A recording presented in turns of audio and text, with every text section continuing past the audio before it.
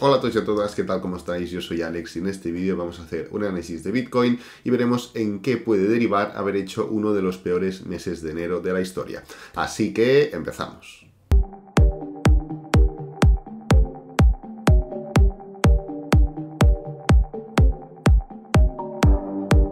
Bueno, seguramente habréis visto esta tabla en infinitud de ocasiones, ya que, bueno, es una tabla bastante representativa de la volatilidad intrínseca mensual de Bitcoin, en este caso.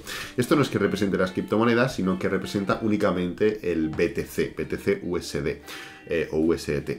Entonces, es bastante interesante, primero de todo, ver cómo normalmente los meses suelen ser, la voy a hacer un poquito más grande para que la veáis, los meses suelen ser bastante potentes. Hemos llegado a tener como peor mes, creo que tenemos por aquí un 0,44%, pero no es ni mucho menos la tónica habitual. Un 2,35, un 2,2 es lo mínimo que hemos tenido, porque lo normal es estar sobre el 20% mensual, no es algo habitual, ¿no? Entonces, ¿por qué traigo esta tabla? La traigo porque hemos hecho un menos 20,1% este mes de enero de 2022 y, como veis, es el tercer peor mes de enero de la historia desde 2013. Aquí tenemos, ¿no? En 2015 hicimos un menos 33 y en 2018 un menos 25,41, por lo cual nos situamos en el tercer puesto.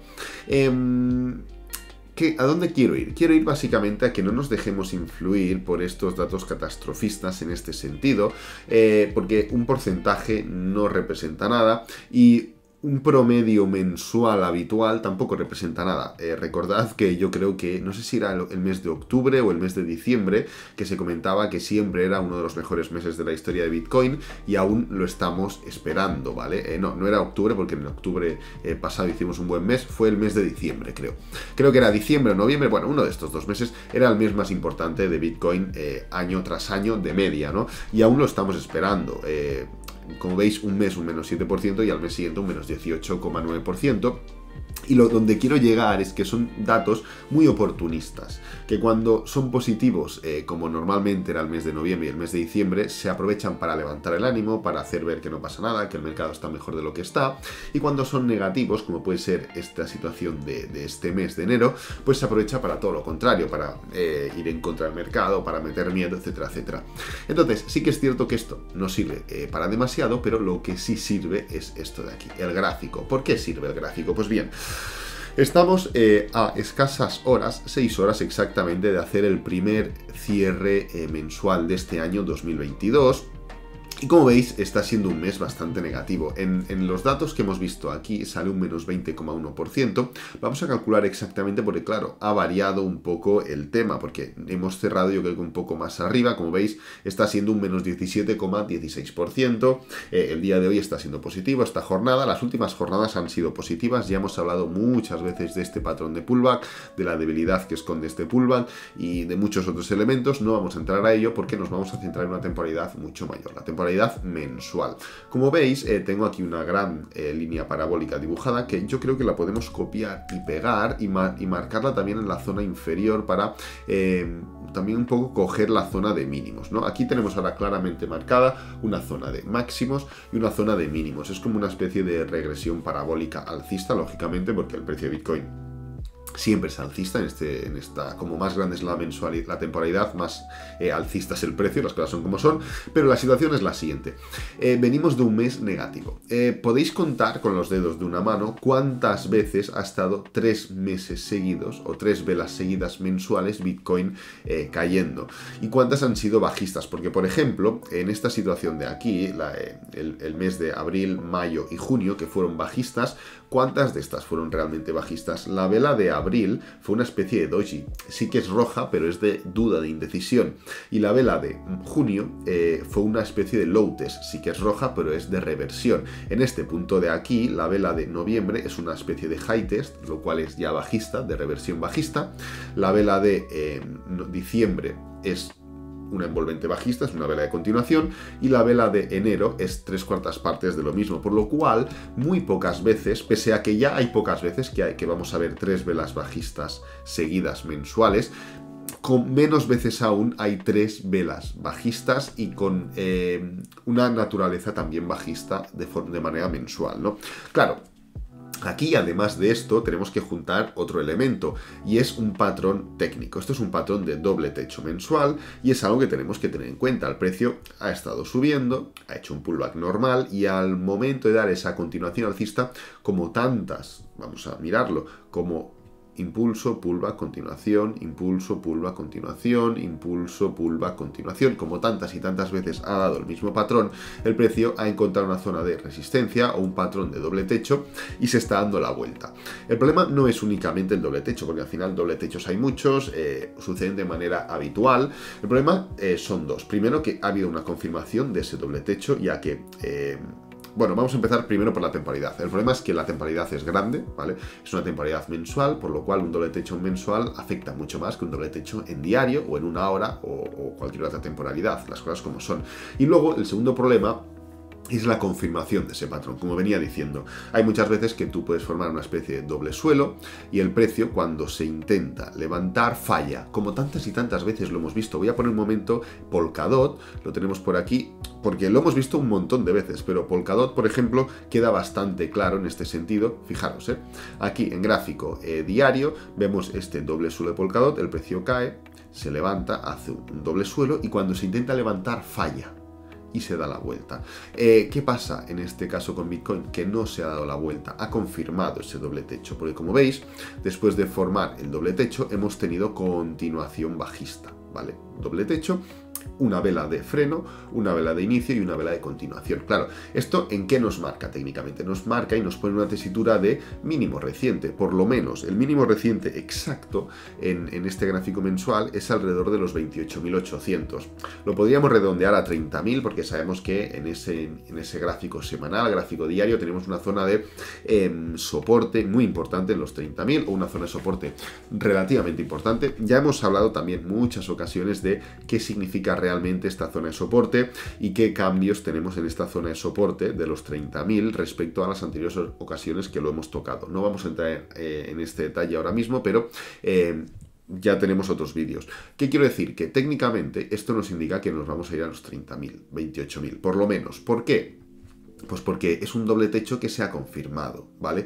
¿Qué es lo que nos podría salvar? Que el mes siguiente, el mes de febrero, fuese una vela absolutamente de reversión, una envolvente que anule todo esta continuación bajista y nos salve, entre comillas, de ir a buscar, en cuanto a análisis técnico, price to action, probabilidades, esa zona de los 28.000, 30.000. Es lo único.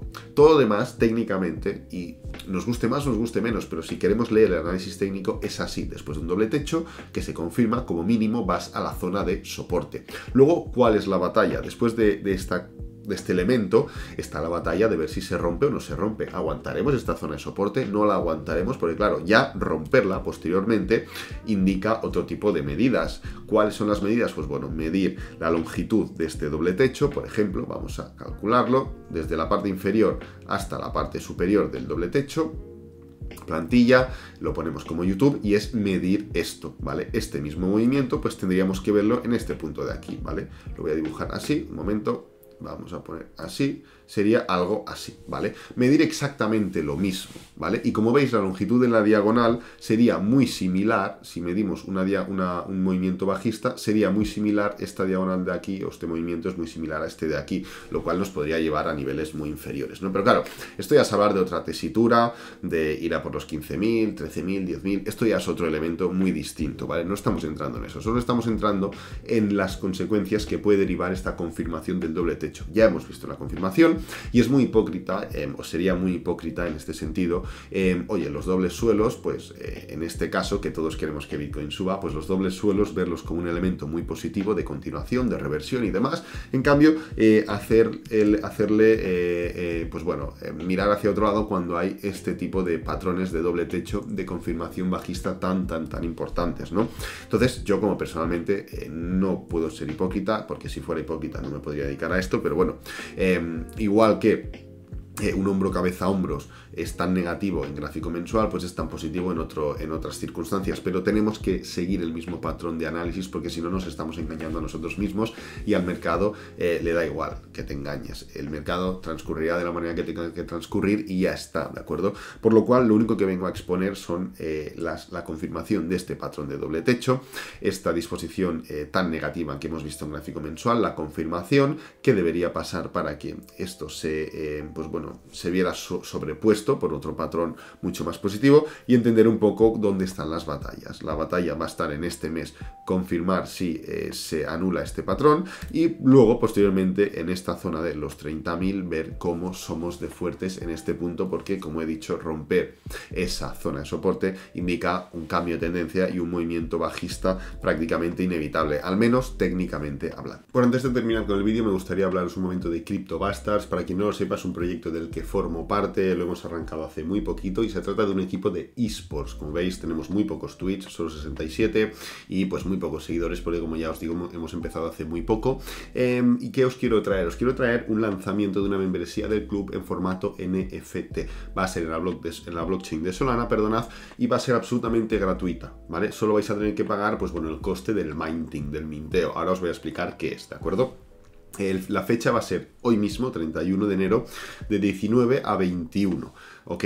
Para los que formen parte de la whitelist, y de 21:15 hasta que se acaben el resto. Si le clicamos un momento al tweet, pues veréis más información. Aquí lo pone, hay 50 para la whitelist, que son sorteos que se han hecho y partners, y luego 450 para el minting público. Cuando se acaben, first come, first serve. Los primeros que lleguen se lo llevan, y cuando se acaben esos 450, pues se ha terminado, ¿de acuerdo?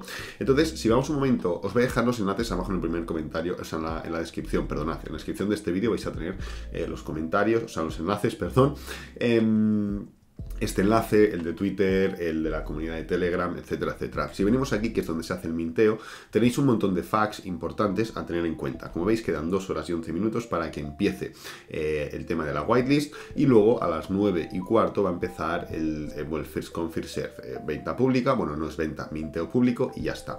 Tenéis que conectar Phantom, es muy importante que tengáis la billetera de Phantom, eso es una cosa bastante importante. ¿Qué más tenemos que tener en cuenta?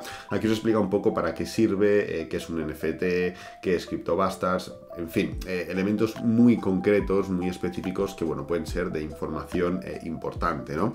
Y luego, pues un poquito más abajo, aquí tenéis el coste, te va a costar entre 0,1 y 0,01 Solana. Solo vas a tener que pagar esto y vas a tener el acceso a tu NFT. Y nada, no hay mucho más que comentar. Al final es muy sencillo, sale toda la información aquí, por lo cual abajo en la descripción vas a tener acceso a todos estos links para que, si te interesa, puedes mintear un NFT de Crypto Bastards. Así que nada, lo voy a dejar por aquí, espero que te haya gustado. Si es así, dale me gusta, suscríbete, compártelo con amigos, con la familia, y nos vemos en el próximo vídeo. Adiós.